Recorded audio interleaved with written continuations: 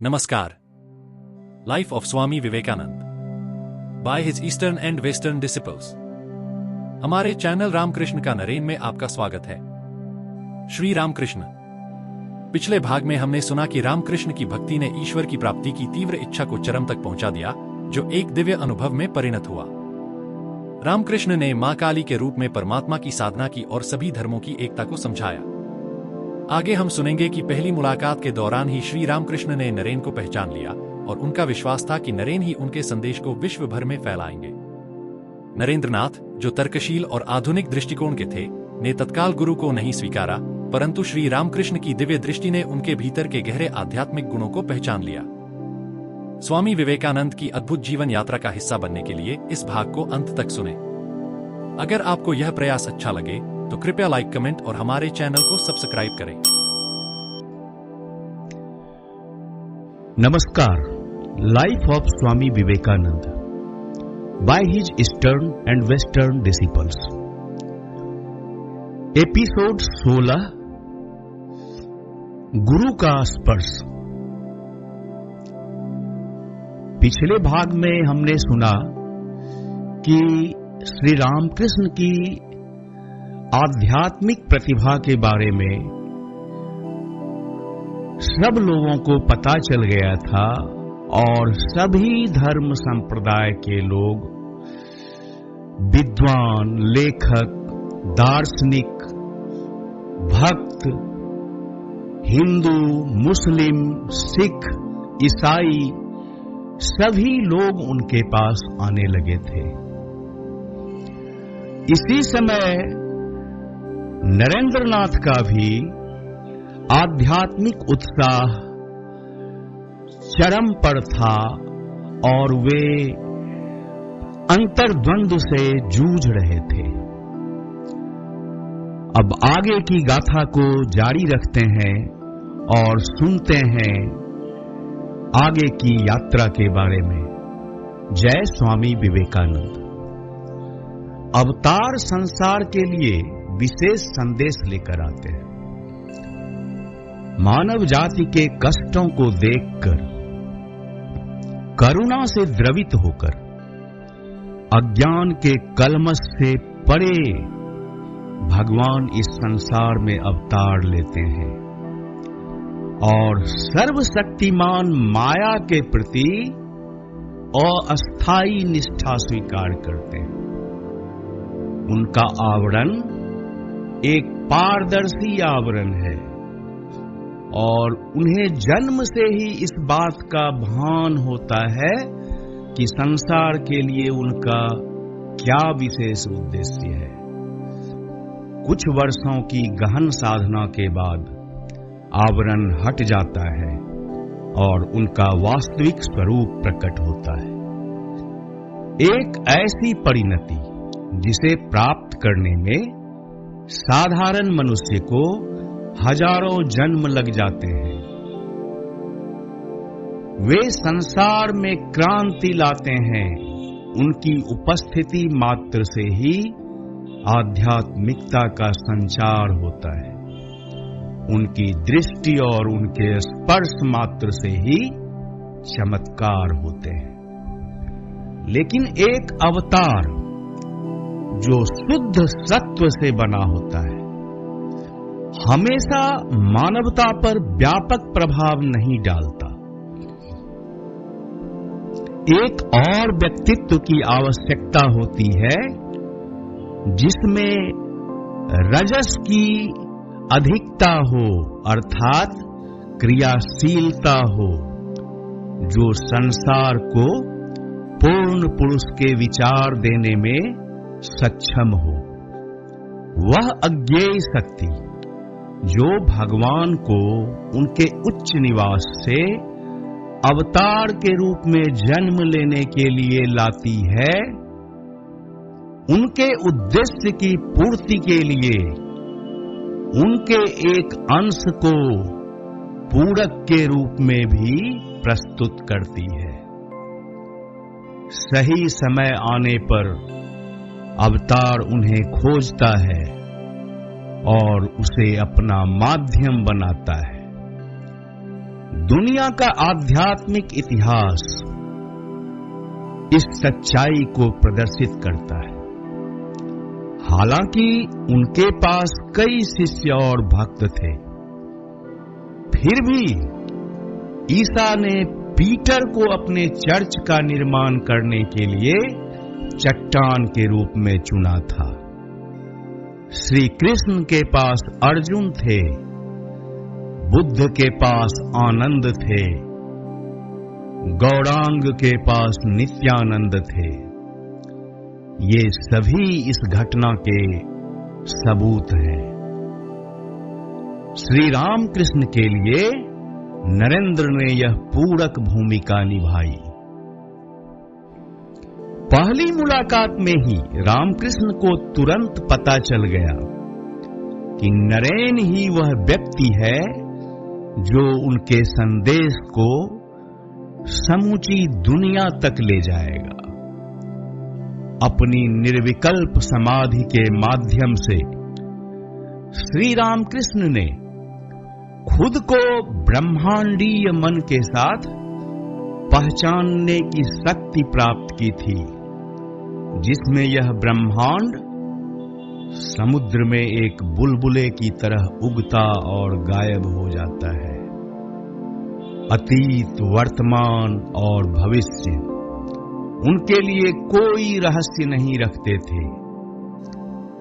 इस प्रकार श्री रामकृष्ण को उन समर्पित आत्माओं के बारे में पता था जो विशेष रूप से उनकी सहायता करने के लिए पैदा हुए थे, और यह भी पता था कि प्रत्येक से किस प्रकार और कितनी सहायता मिलेगी। श्री रामकृष्ण पारंपरिक भारत का प्रतिनिधित्व करते थे। आध्यात्मिक दृष्टिकोण, इसकी तपस्या और अनुभूतियों के साथ उपनिषदों का भारत। उनके पास नरेंद्र आधुनिक युग के सभी संदेह और संशय के साथ आए थे, जो धर्म के उच्चतम सत्य को भी बिना सत्यापन के स्वीकार करने के लिए तैयार नहीं थे। फिर भी उनके भीतर सत्य के लिए एक उत्साह जल रहा था। नरेन को अभी यह सीखना बाकी था कि तर्क, हालांकि सापेक्ष दुनिया में सबसे अच्छा साधन है, लेकिन किसी को सापेक्षता से परे परम तक नहीं ले जा सकता है, जहां वह सत्य स्वयं रहता है। श्री रामकृष्ण के नरेंद्रनाथ के साथ इस संपर्क का परिणाम स्वामी विवेकानंद का उद्भव था, जो एक नए भारत का हृदय और मस्तिष्क बनने वाला था। पश्चिम की गहन गतिविधि को पूर्व की आध्यात्मिकता के साथ समन्वय होना था। तप और संन्यास को काम और दूसरों की सेवा द्वारा पूर्ण किया जाना था। इन दो धाराओं के विलय से नया हिंदू धर्म आया, एक शानदार कल का विश्वास जिसमें सब कुछ पूर्ण हो और कुछ भी अस्वीकार न हो। व्यक्तिगत स्तर पर भी यह मुलाकात असाधारण थी। श्री रामकृष्ण ने स्वयं इसका वर्णन इस प्रकार किया है। नरेन पश्चिमी दरवाजे से इस कमरे में दाखिल हुए। उन्हें अपने शरीर और पहनावे की कोई परवाह नहीं थी और अन्य लोगों की तरह उन्हें बाह्य जगत की कोई परवाह नहीं थी। उनकी आंखें एक आत्मनिरीक्षण करने वाले मन की वाणी की तरह थी, मानो उनका कोई भाग हमेशा अंतरतम की किसी वस्तु पर केंद्रित रहता हो। मुझे कलकत्ता के भौतिक वातावरण से ऐसी आध्यात्मिक आत्मा को आते देखकर आश्चर्य हुआ। फर्श पर एक चटाई बिछाई गई थी। वे उस पर ठीक उसी स्थान के पास बैठे जहां अब आप गंगाजल से भरा बड़ा घड़ा देख रहे हैं। जिन मित्रों के साथ वे आए थे वे सामान्य युवक थे, जिनकी सामान्य प्रवृत्ति मौज मस्ती की थी। पूछताछ करने पर मुझे पता चला कि उन्होंने केवल 3 या 4 बंगाली गीत सीखे थे। मैंने उनसे गीत गाने के लिए कहा। उन्होंने ब्रह्म गीत गाना शुरू किया, जिसकी शुरुआत इस प्रकार थी। हे मेरे मन, अपने धाम को जाओ, इस दुनिया की अनजान भूमि में अजनबी की तरह व्यर्थ क्यों भटक रहे हो। उन्होंने पूरे हृदय से गाना गाया और उसमें इतनी करुणा भरी कि मैं खुद को रोक नहीं सका, बल्कि आनंदित हो गया। फिर वे चले गए, लेकिन उसके बाद मुझे उनसे मिलने की लगातार तीव्र इच्छा होने लगी। कभी कभी दर्द इतना असहनीय हो जाता कि मुझे लगता कि मेरा दिल गीले तौलिए की तरह निचोड़ा जा रहा है। फिर मैं खुद को रोक नहीं सका। मैं बगीचे के उत्तरी हिस्से में भाग गया, जो कि काफी कम जाना पहचाना स्थान था। वहां मैं अपनी पूरी आवाज में चिल्लाया, हे मेरे प्यारों, मेरे पास आओ, मैं तुम्हें देखे बिना नहीं रह सकता। कुछ समय बाद मुझे बेहतर महसूस हुआ। यह स्थिति 6 महीने तक जारी रही। यहां और भी लड़के आए थे।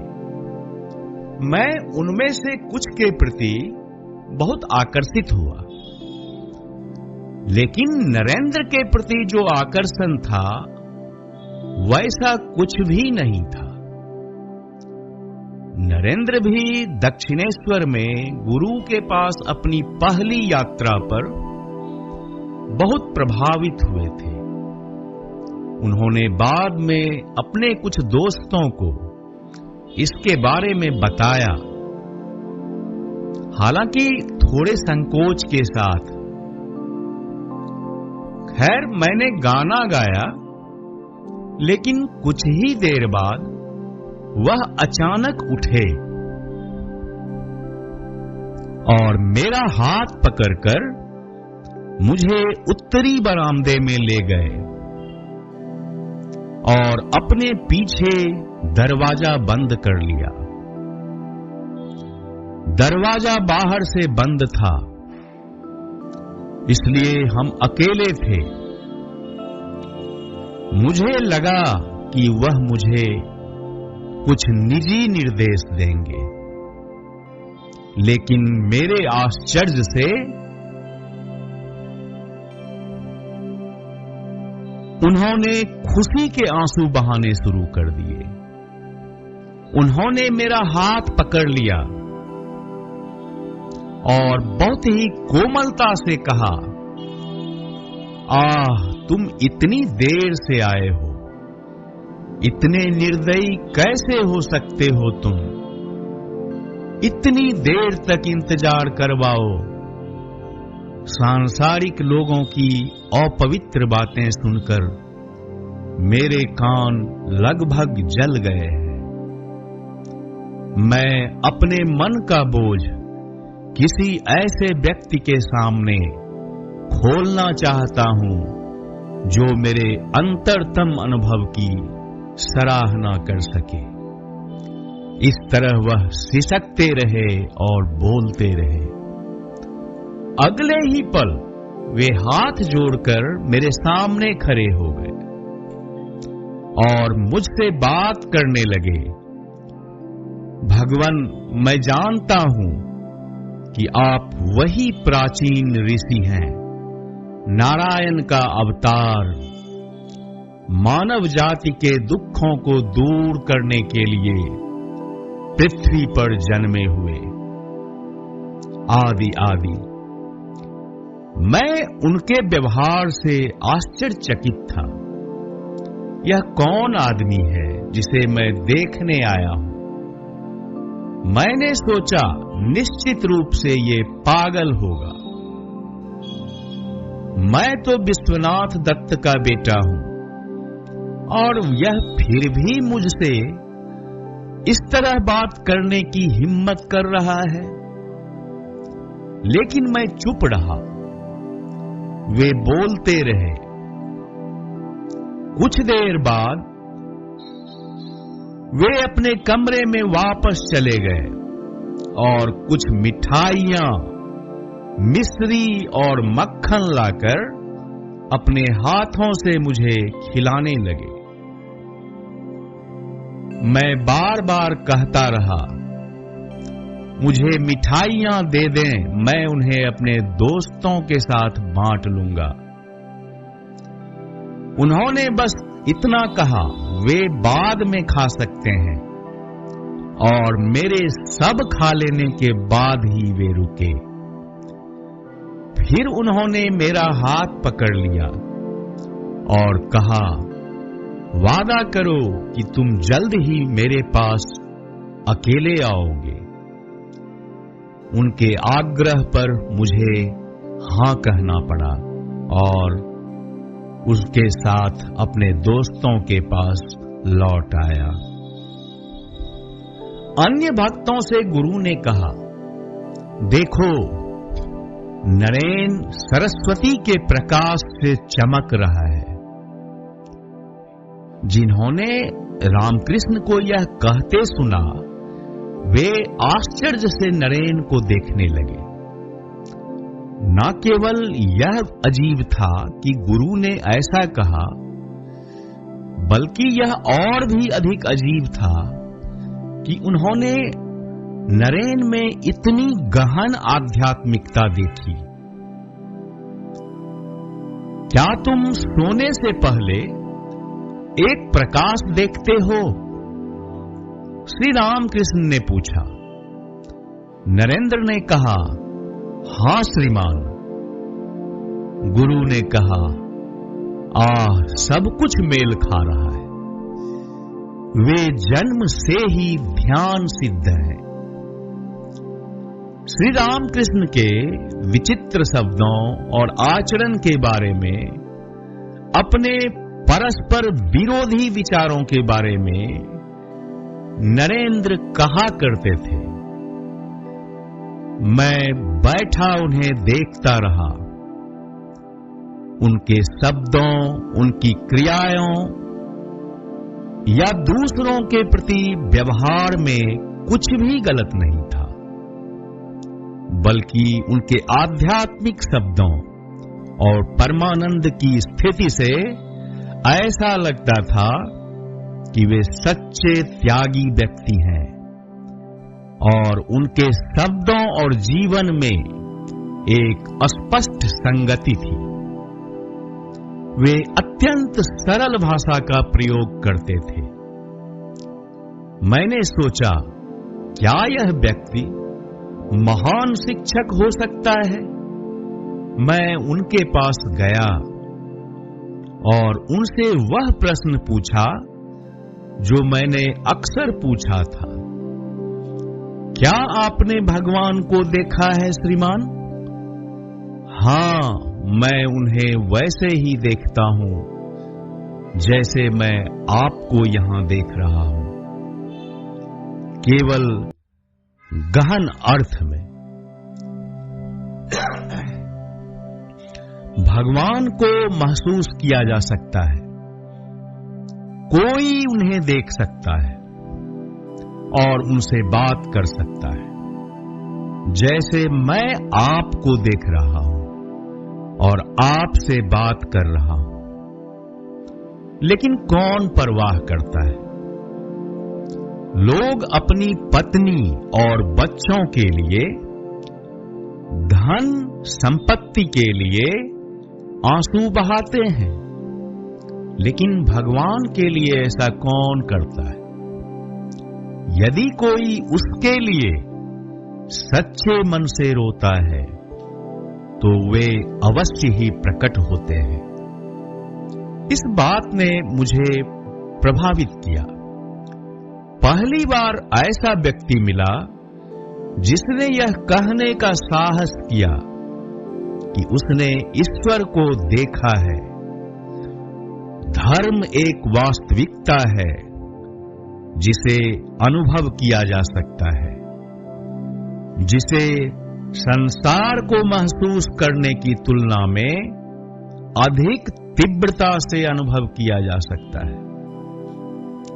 जब मैंने ये बातें उनके होठों से सुनी तो मैं यह मानने से इनकार नहीं कर सका कि ये बातें किसी साधारण उपदेशक की तरह नहीं, बल्कि वे अपने स्वयं की अनुभूतियों की गहराई से कह रहे थे। लेकिन मैं उनके शब्दों को उनके मेरे साथ अजीब व्यवहार से जोड़ नहीं पाया। मैंने निष्कर्ष निकाला कि ये जरूर ही एक उन्मत्त व्यक्ति हैं, फिर भी मैं उनके त्याग की महानता को स्वीकार करने से नहीं बच सका। वे पागल हो सकते हैं, मैंने सोचा, लेकिन केवल गिने भाग्यशाली लोगों में ही ऐसा त्याग हो सकता है। भले ही पागल, लेकिन ये सबसे पवित्र और सच्चे संत हैं, और इसी कारण से वे मानव जाति की श्रद्धापूर्ण श्रद्धांजलि के हकदार हैं। ऐसे परस्पर विरोधी विचारों के साथ मैंने उनके सामने सिर झुकाया और कलकत्ता लौटने की आज्ञा मांगी। हालांकि नरेन श्री रामकृष्ण को पागल मानते थे,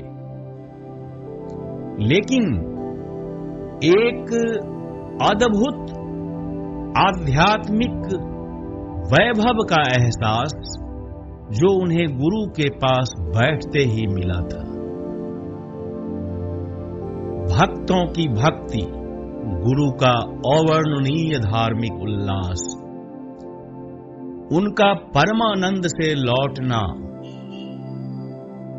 आध्यात्मिकता का पवित्र वातावरण, उनके शब्द, उनकी आत्मा का उत्थान, ये सब नरेन को भ्रमित कर रहे थे। उन पर प्रभाव पड़ा था, लेकिन नरेन गुरु को एक शिक्षक के रूप में स्वीकार करने में अभी पीछे थे। उन्होंने अपने दैनिक जीवन की विभिन्न व्यस्तताओं को अपने वादे को पूरा करने से रोक दिया, और लगभग 1 महीने बाद वे अकेले ही दक्षिणेश्वर के मंदिर की ओर चल पड़े। दक्षिणेश्वर का मंदिर कलकत्ता से बहुत दूर था, क्योंकि पिछली बार मैं वहां गाड़ी में गया था। रास्ता मुझे इतना लंबा लगा कि लगभग अंतहीन था। फिर भी मैं किसी तरह बगीचे में पहुंचा और सीधे श्री रामकृष्ण के कमरे में गया। मैंने देखा कि वे छोटे से पलंग पर अकेले बैठे हैं।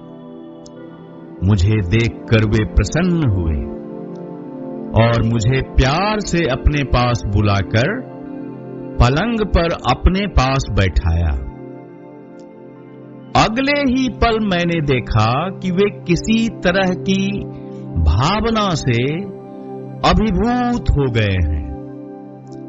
अपने आप में कुछ बुदबुदाते हुए, अपनी आंखें मुझ पर टिकाए हुए, वे धीरे धीरे मेरे पास आए।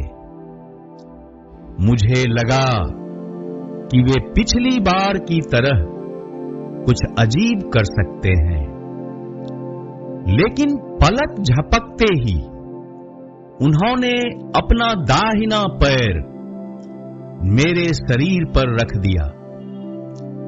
उस स्पर्श ने मेरे भीतर एक नए अनुभव को जन्म दिया। अपनी आंखें खोलकर मैंने देखा दीवारें, कमरे की हर वस्तु तेजी से घूमकर शून्य में विलीन हो गई। पूरा ब्रह्मांड और मेरा अस्तित्व एक सर्वव्यापी और रहस्यमय शून्य में विलीन होने वाला था। मैं बुरी तरह डर गया। मुझे लगा कि मौत मेरे सामने है, क्योंकि व्यक्तित्व के खोने का मतलब इससे कम कुछ नहीं था। खुद को नियंत्रित ना कर पाने के कारण मैं चिल्लाया, तुम मेरे साथ क्या कर रहे हो? मेरे माता पिता घर पर हैं। इस पर वह जोर से हंसे और मेरी छाती को सहलाते हुए बोले, ठीक है, अब इसे शांत रहने दो, सब कुछ समय पर हो जाएगा। आश्चर्य की बात यह थी, जैसे ही उसने यह कहा, मेरा वह अजीब अनुभव गायब हो गया। मैं फिर से अपने आप में आ गया और कमरे के अंदर और बाहर सब कुछ वैसा ही पाया जैसा पहले था। यह सब कुछ उस समय से भी कम समय में हुआ जितना मुझे इसे कहने में लगा, लेकिन इसने मेरे दिमाग में क्रांति ला दी। आश्चर्यचकित मैं सोच रहा था कि यह क्या हो सकता है। यह इस अद्भुत व्यक्ति की इच्छा मात्र से आया और चला गया।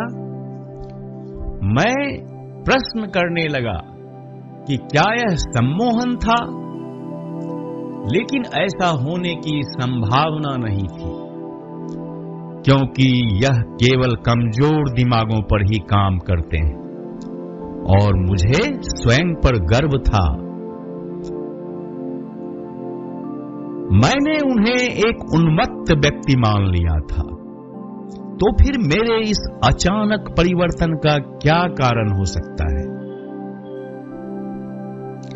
मैं किसी निष्कर्ष पर नहीं पहुंच पाया।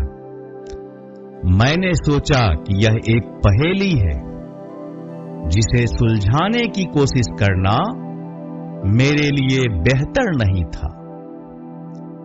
हालांकि मैं अपने आप को सावधान रखने और उन्हें मुझ पर इस तरह का प्रभाव डालने का और अवसर ना देने के लिए दृढ़ था। अगले ही पल मैंने सोचा, एक आदमी जो मेरे जैसे दृढ़ और मजबूत मस्तिष्क को चकनाचूर कर देता है, उसे पागल कैसे कहा जा सकता है? फिर भी यह सिर्फ वह निष्कर्ष था जिस पर हम पहली मुलाकात में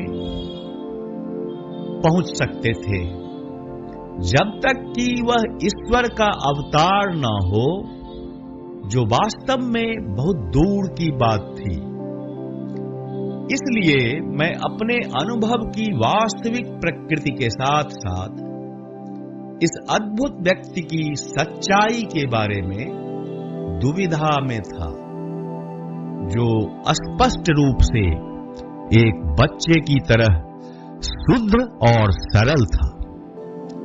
चीजों की वास्तविक स्थिति का न्याय करने में इस विफलता पर मेरे तर्कवादी दिमाग को एक अप्रिय फटकार मिली, लेकिन मैं किसी तरह रहस्य को समझने के लिए दृढ़ था। इस तरह के विचार उस पूरे दिन मेरे दिमाग में घूमते रहे। लेकिन उस घटना के बाद वह बिल्कुल अलग इंसान बन गया और पिछले अवसर की तरह मेरे साथ बहुत ही दयालुतापूर्ण व्यवहार किया। मेरे प्रति उनका व्यवहार उस व्यक्ति जैसा था जो किसी पुराने मित्र या संबंधी से बरसों बाद मिलता है। वे मेरा सत्कार करने और मेरी हर संभव देखभाल करने से संतुष्ट नहीं लग रहे थे। उनके इस असाधारण प्रेमपूर्ण व्यवहार ने मुझे उनकी ओर अधिक आकर्षित किया। अंत में यह देखकर कि दिन समाप्त होने वाला था, मैंने जाने की आज्ञा मांगी। वे निराश हो गए। उन्होंने मुझे तभी जाने की अनुमति दी जब मैंने शीघ्रातिशीघ्र फिर आने का वादा किया। इस अनुभव के कुछ दिनों बाद नरेंद्र तीसरी बार दक्षिणेश्वर में गुरु के पास गए। यद्यपि उन्होंने इस बार उन पर उनको हावी न होने देने का निश्चय कर लिया था, फिर भी नरेंद्र का प्रदर्शन पहले से बेहतर नहीं रहा। उस दिन श्री रामकृष्ण उन्हें जदुनाथ मल्लिक के नजदीकी बगीचे में टहलने के लिए ले गए। टहलने के बाद बैठक में बैठ गए।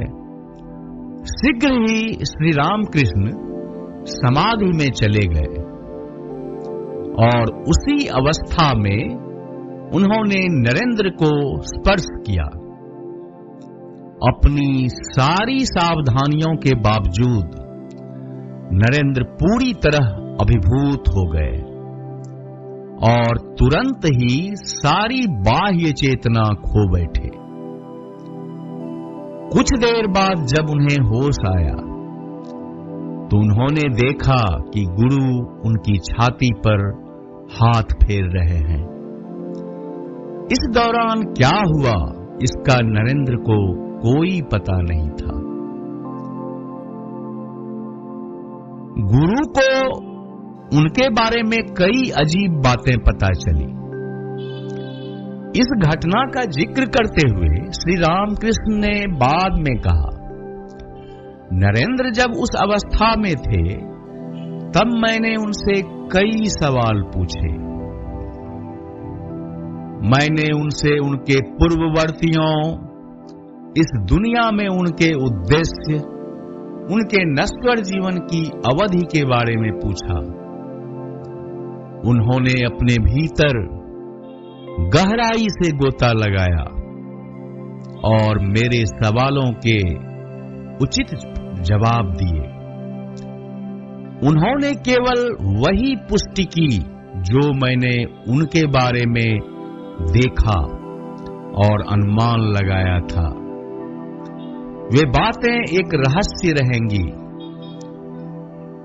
लेकिन मुझे पता चला कि वे एक ऋषि थे जिन्होंने पूर्णता प्राप्त की थी। ध्यान में एक पूर्व गुरु थे और जिस दिन उन्हें अपना वास्तविक स्वरूप पता चल गया, वे योग के माध्यम से इच्छा शक्ति के कार्य द्वारा शरीर त्याग देंगे।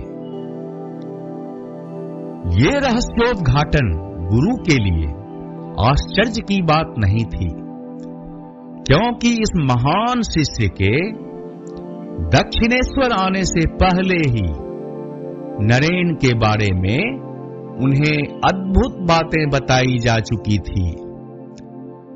रामकृष्ण ने उनके बारे में इस तरह कहा, एक दिन मैंने पाया कि मेरा मन समाधि में एक प्रकाशमान पथ पर ऊपर की ओर उड़ रहा था। जल्द ही वह तारकीय ब्रह्मांड को पार कर गया और विचारों के सूक्ष्म क्षेत्र में प्रवेश कर गया। जैसे जैसे यह ऊपर की ओर बढ़ता गया, मैंने रास्ते के दोनों ओर देवी देवताओं के आदर्श रूप देखे। फिर मन उस क्षेत्र की बाह्य सीमा पर पहुंच गया, जहां एक प्रकाशमान अवरोध सापेक्ष अस्तित्व के क्षेत्र को निरपेक्ष से अलग करता था। उस अवरोध को पार करते हुए मन पारलौकिक क्षेत्र में प्रवेश कर गया, जहां कोई भौतिक अस्तित्व नहीं दिखाई देता था। यहां तक कि देवता भी उस उदात्त क्षेत्र में झांकने की हिम्मत नहीं कर सकते थे, बल्कि उन्हें अपने आसन को बहुत नीचे रखकर ही संतोष करना पड़ता था। अगले ही क्षण मैंने वहां समाधि में बैठे 7 आदरणीय ऋषियों को पाया। मेरे मन में विचार आया कि ये ऋषि ज्ञान, पवित्रता, त्याग और प्रेम में मनुष्यों से ही नहीं, देवता से भी आगे रहे होंगे। मैं उनकी महानता पर विस्मय में डूबा हुआ विचार कर रहा था। तभी मैंने देखा कि उस प्रकाशमय क्षेत्र का एक भाग एक दिव्य बालक के रूप में संघनित हो गया। बालक एक ऋषि के पास आया, अपनी प्यारी छोटी भुजाओं से उसके गले को कोमलता से पकड़ लिया और मधुर वाणी में उसे संबोधित करते हुए उसके मन को समाधि से नीचे खींचने का प्रयास किया। जादुई स्पर्श ने ऋषि को उनकी अति चेतन अवस्था से जगा दिया और उन्होंने अपनी अविचल अर्ध खुली दृष्टि उस अद्भुत बालक पर टिका दी। उनके चमकते हुए चेहरे से पता चल रहा था कि वह बालक अवश्य ही उनके हृदय का खजाना रहा होगा। अत्यंत प्रसन्नता से उस विचित्र बालक ने उनसे कहा, मैं नीचे जा रहा हूं, तुम भी मेरे साथ चलो। ऋषि मौन रहे, लेकिन उनकी कोमल दृष्टि ने उनकी सहमति व्यक्त की। जैसे ही वे बालक को देखते रहे, वे पुनः समाधि में लीन हो गए। मुझे यह देखकर आश्चर्य हुआ कि ऋषि के शरीर और मन का एक अंश एक तेजोमय प्रकाश के रूप में धरती पर उतर रहा था। नरेन को देखते ही मैंने पहचान लिया कि वह वही ऋषि है। बाद में पूछताछ करने पर श्री रामकृष्ण ने स्वीकार किया कि वह दिव्य बालक कोई और नहीं बल्कि स्वयं वे ही थे। एक अन्य अवसर पर श्री रामकृष्ण ने एक स्वप्न में वाराणसी से कलकत्ता की ओर आकाश में चमकती हुई एक प्रकाश की किरण देखी। अत्यंत प्रसन्न होकर उन्होंने कहा, मेरी प्रार्थना स्वीकार हो गई है और मेरा स्वामी एक दिन मेरे पास अवश्य आएगा। ऐसा प्रतीत होता है कि नरेन की यह जानने में असमर्थता कि उनकी समाधि के दौरान क्या हुआ था, वह गुरु की इच्छा के कारण थी। जिन्होंने सोचा कि यह सर्वोत्तम है कि उनके शिष्य को उच्चतम अवस्था के बारे में इतनी जल्दी पता न चले, वह अभी इसके लिए तैयार नहीं थे और उन्हें इससे केवल भय होता। और जब नरेन समाधि की उस अवस्था में थे तो गुरु ने नरेन के स्वभाव की अवचेतन धाराओं को बलपूर्वक मानो अति चेतन में बदल दिया, जिससे उनके मन में एक महान परिवर्तन हुआ। इस प्रकार धीरे धीरे नरेन श्री रामकृष्ण को पागल नहीं बल्कि एकमात्र समझदार व्यक्ति मानने लगे। नरेन दुनिया के असंख्य पागलों में से एक है जो स्वार्थ और इच्छाओं के आश्रम में रहता है, वासना और सोने के कारावास में बंधा हुआ है। फिर भी दक्षिणेश्वर में पहली मुलाकात के दौरान श्री रामकृष्ण ने जो अजीब शब्द उससे कहे वे विसंगति के समान थे। बार बार परीक्षण और परीक्षाओं के बाद ही उसे मास्टर के साथ जो भूमिका निभानी थी उसका पूरा महत्व समझ में आया। नरेन मास्टर का था उसी क्षण से जब मास्टर ने उसे छुआ। हालांकि यह एक ऐसा अधिकार था जिसका अर्थ था नरेन की आत्मा के लिए सर्वोच्च स्वतंत्रता। उसने अपने कई प्रिय विश्वासों को खो दिया। उदाहरण के लिए जैसे एक गुरु आवश्यक नहीं है, उन्होंने तर्क दिया था एक आदमी जो कमजोर और अदूरदर्शी है वह अचूक मार्गदर्शक कैसे हो सकता है। अब उन्हें अनुभव हुआ कि ऐसे आदमी का अस्तित्व संभव है और उसकी मदद और उसके प्रभाव का अमूल्य मूल्य हो सकता है। मास्टर के संपर्क में आने से तप और त्याग में उनका विश्वास दृढ़ हुआ। नरेंद्र ने ईश्वर प्राप्ति के प्रयास में अपना हृदय और अपनी आत्मा को समर्पित किया। गुरु की अनुभूतियों और जीवन शैली का गहन विश्लेषण करने के बाद उन्होंने वह सब स्वीकार किया जो उनको उनके तर्क को पसंद आई। ऐसा प्रतीत नरेंद्र उस समय संशयवादी थे। हिंदू देव देवताओं में उनका कोई विश्वास नहीं था। वे हिंदू धर्म ग्रंथों की कई बातों पर हंसते थे। ना ही वे अपने मन के प्रश्नों को शांत करने वाले थे, ना ही किसी कट्टरता के प्रहार से अपने संदेह को छोड़ने वाले थे। उनकी आत्मा हर उस चीज के लिए खुली थी जो उनके सामने आ सकती थी।